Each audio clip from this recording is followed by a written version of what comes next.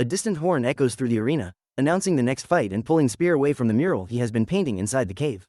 In the arena, a red-skinned warrior steps forward, shouting and performing dramatically for the cheering crowd. As the leader of the Black River people begins to emerge from her cave to perform the ritual of placing the crown on the victor, Spear suddenly bursts from the cave entrance. Without hesitation, he charges the warrior and delivers a devastating punch that sends the man flying out of the arena and straight onto one of the sharp pikes lining its rim. Spear barely slows down as he runs past the matriarch, quickly snatching the crown before sprinting to the nearby Black River.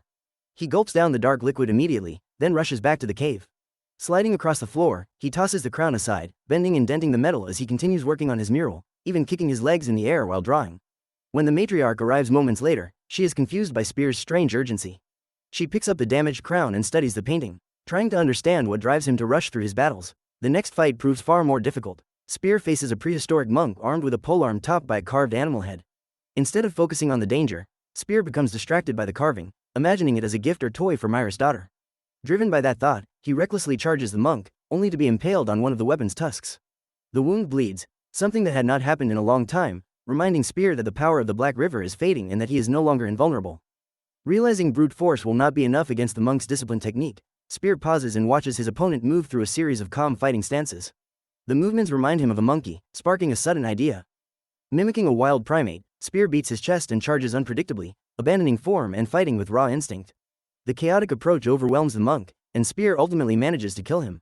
After the fight, Spear retrieves the polearm and carefully breaks off the carved head, carrying it back toward his cave. This time he completely ignores the matriarch and the ceremonial crown, which deeply offends her. Back in the arena, Spear faces another opponent, a towering giant named Thur. Yet again, Spear's mind drifts from the fight when he notices Thur's long red hair, which seems perfect for finishing the gift he is building for the baby. His distraction gives the giant an opening. Thur strikes Spear with a single massive punch that sends him flying across the arena.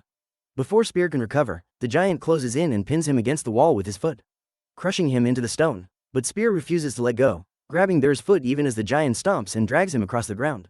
In desperation, Spear bites down hard on the giant's toe, forcing Thur to recoil in pain.